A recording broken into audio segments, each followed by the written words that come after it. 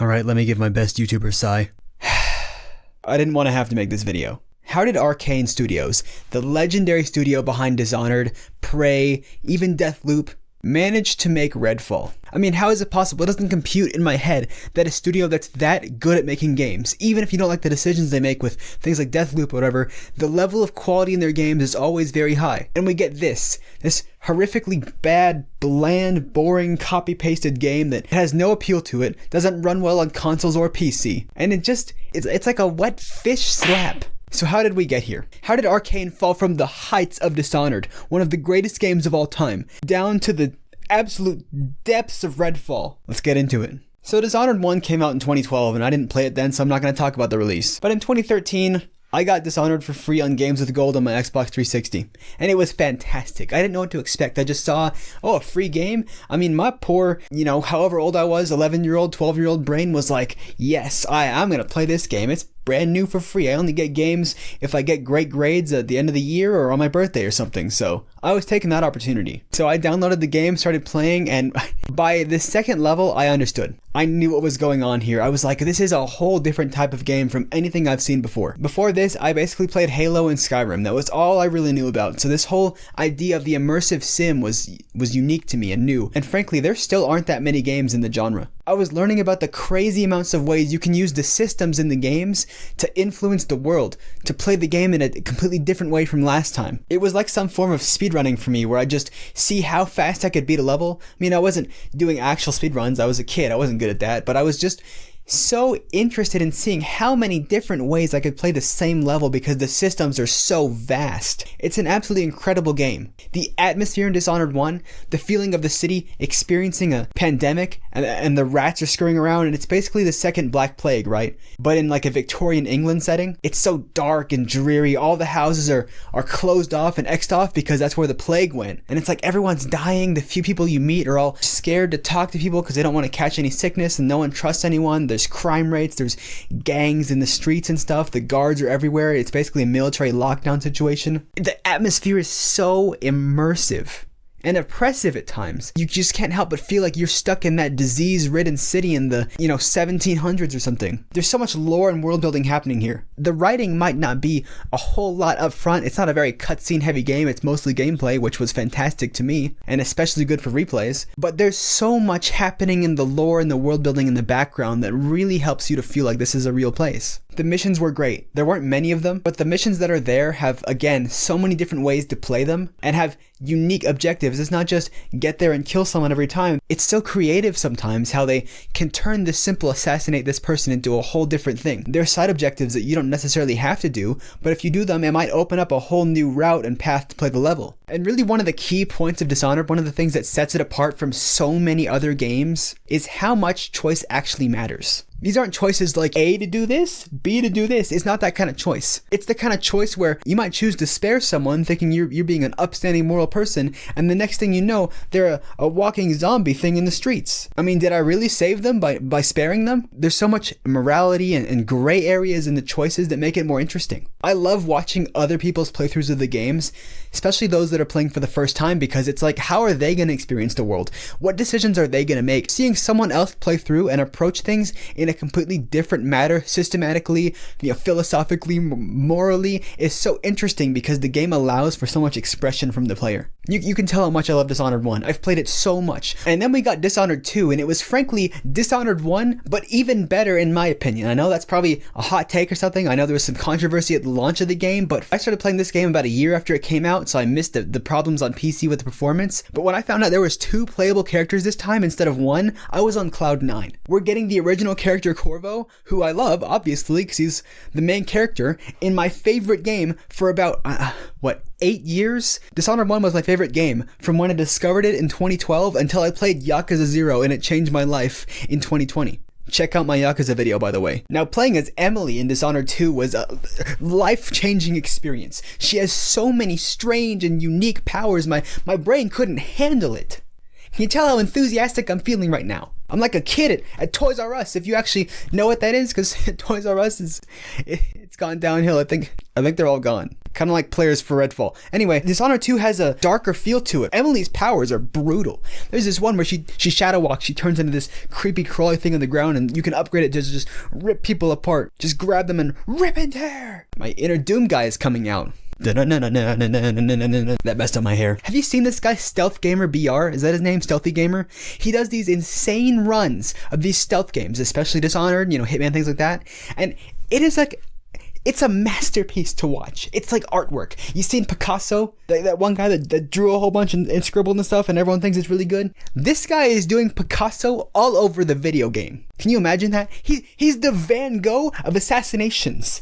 He's the Leonardo da Vinci of killing. It just shows off the systems of Dishonored. The ability for you to just make it whatever you want. If you want to master these systems and become an absolute legend, you can, because there is no ceiling to how much you can use all of this stuff to your advantage. And I have to say, the level design in Dishonored 2 is leagues beyond one. There are some truly immaculate levels. There's no other word for me to use. The Clockwork Mansion, how do you even think of this thing? The automatons, the whole rooms shifting around when you pull levers and the stairs go when he walks up to you. And it's like this whole maze inside of a building. The entire thing transforms. It's like Monster House, but 1800s and more gold. And there's a rich guy yelling at you snootily through the speakers. And my favorite one, which I will not be talking about, involves a bit of time travel. Please play the game and find out for yourself, because that mission, I dream of that mission. I sweat over that mission. That mission made me realize how boring level design is in so many games. Because if they were able to achieve this in 2015, 2016, if they had that vision and the ability to create it back then, why are we now getting these empty, dead, copy-pasted worlds? The only time traveling to be found here is that development is actually going backwards in time. Now I'm going to skip forward to Deathloop because I don't want to go through every single game in Arkane's entire library. Death of the Outsider and Prey are going to take us forever. But they're absolutely fantastic, and if you like Dishonored or you just like good video games, play both of them. What is this, chapter 3? The year is 2021, and the new game from Arkane Studios, creators of Dishonored and Prey, has just come out. It's called Deathloop. That's the end of the story. I'm just kidding. It's not done. I know you see the progress bar on the YouTube video still going. There's more to talk about here. We haven't even gotten to Redfall yet. That absolute catastrophe. So Deathloop was a bit controversial. I'd say a lot of the older fans of Arkane, like me and many others out there, weren't really big fans of it. The famous video game donkey didn't seem to particularly like it. Girlfriend Reviews made a song about it that I rather enjoyed,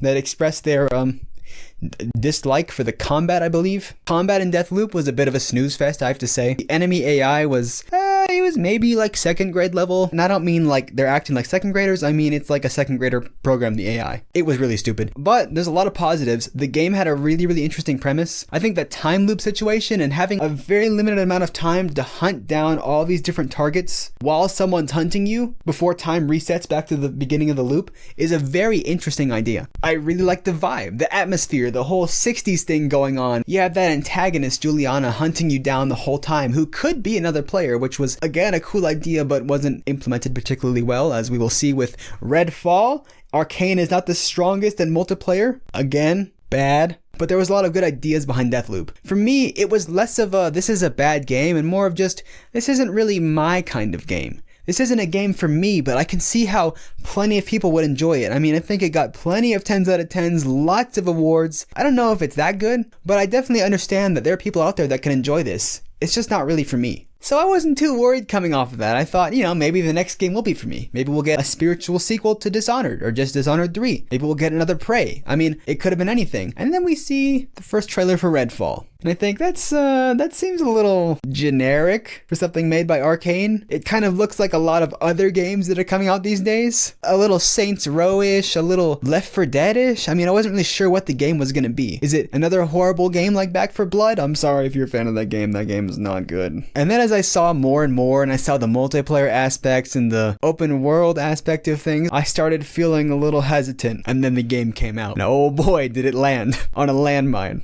of really sad people. This game was in development for years. It was in development before Microsoft bought Arkane's parent company ZeniMax. They've been working on this thing for a long time, and they delivered an atrocity. Let's start with the AI. It's like they brought back the AI from Deathloop, except this time, it can't even walk around basic objects. I saw a clip from Moist Critical where he just stood behind a car and the vampire could not get around the car to him. It just kept running forward in place, running into the car. I mean, it literally does not even have basic object detection. It's like, remember the second grader thing I said before? Now we're talking about a little toddler. Now there's a toddler working at the studio developing the AI. Or realistically, nobody made this AI. I could have done a lot better than this. I don't code. The world of Redfall it's not really a world, it's more like the background of a Hollywood set, except none of the actors or producers showed up that day. It is dead empty. I run into more NPCs and enemies walking down the street in any random city than I do in this video game. Again, it's a game. It's supposed to have things happen, otherwise it wouldn't be a game, right? I want real life to be a little boring. I don't want someone to come up and start biting me or fighting me in the streets. That's a crime. But I'd like that to happen in my games because frankly, I came here to have some fun. If I came out here vampire hunting, I want to see some vampires. Why is it hard to find vampires in a vampire game? It's like the reverse zombie game. You play a zombie game like World War Z and there's a billion zombies. Too many actually. You come in here and it's like, vampire, where are you? I got rid of all my garlic. I threw out all my wood. I mean, almost all of it. What's in action here? You go into a mission, it's like, okay, go to this place and get me this thing. You run over there and you're like, okay, when I get there, it's gonna be a bunch of enemies waiting for me. Nope. You show up, pick up the hammer, whatever, and it's like, well, bring the hammer to this place. Oh, okay, that place is gonna have it. You show up there, one enemy, boom, got him. All right, I'm ready to fight the waves of vampire. Nope. Only thing waving here is me waving goodbye to the game. Well, at least you can look forward to the story, right? The cutscenes in between these missions, right? I don't know if you like photography. These still frame cutscenes were pretty cool and unique in Scarlet Nexus. They're very stylized. I thought that was cool. You know, you have skits in like Tales of games. That's a hallmark where there's a lot of story and character development and voice acting put into it. But these things, this is a photo and it wasn't taken on your iPhone 14. Speaking of iPhones, this is the worst segue of all time. Speaking of iPhones, which are online, this game is also online. Why? Yeah, why did I say that? But why is this game online? For what reason did this need to be a multiplayer game? Why couldn't we have gotten an Arkane style first-person shooter, you know, like Prey or something, but instead, it's vampires. Instead of trash cans that turn into wiggly alien things, why couldn't we just get Prey on Earth with vampires? I mean, is that hard to think about? I'm not gonna sit here and pretend like I have an insane galaxy brain, and maybe it's like a solar system brain, but I'm not gonna pretend that I'm a game developer. But why don't we just take the thing that works really well, and then just change the setting, change the enemy types, and add a few more guns? Right? Isn't that a good idea? They say don't reinvent the wheel, and that's cool for cars, but how about we don't reinvent Dishonored and Prey? Man, I hate it when we just keep pumping out banger games over and over and we get so much praise. Even Deathloop, we won so many Game of the Year awards and people are giving us 10s out of 10s. I hate when we do that. Let's make something really generic that's kind of like Destiny, but not nearly as interesting because there's no space. And then let's make it online only. But they're gonna remove the online only functionality later on. How about you give that to me at launch? If I press pause, and this ain't Dark Souls, I want it to pause the game. Sometimes I gotta go to the bathroom. Sometimes I need to get some more water. Sometimes I want to grab a pint of peanut butter and start eating it with a spoon. And I can't do any of those things if the game is just playing. Because that's the one time an enemy will show up and kill you is when you try to leave. But you don't need to hear me say this. Even Phil Spencer, the man in charge of all of Xbox, I just cracked my jaw in a way I've never experienced before. Oh, there's not... What? Yeah. That's my disappointment manifesting physically. Even this man said, this game kinda sucks. He's disappointed in himself. I'm disappointed in the fact that somehow nobody told Arkane to stop doing this. You're in charge now. You, Mr. Xbox. Someone needs to have walked in Arkane and been like, hey guys, I don't think this is your strength. I think we gotta call this off and try to do something that's a little more in line with let's make Dishonored 3. Thank you. And speaking of things that aren't working, Redfall is another in the long dynasty of 2023 games that launch and don't work. Why is this the trend this year? I mean, what were they even working on? I know they weren't working on the AI. I know they weren't working on making the world full of enemies. I know they weren't working on the mission design. I know they weren't working on the cutscenes. I know they weren't working on the aesthetics of the game. What were they working on? If they couldn't get the performance up to par, why wasn't it delayed? I'm sorry, this isn't Arkane anymore. You could substitute that name for any other name of some studio that pumps out these generic looter shooters, and I wouldn't think anything of it. It'd be the same thing and I wouldn't care.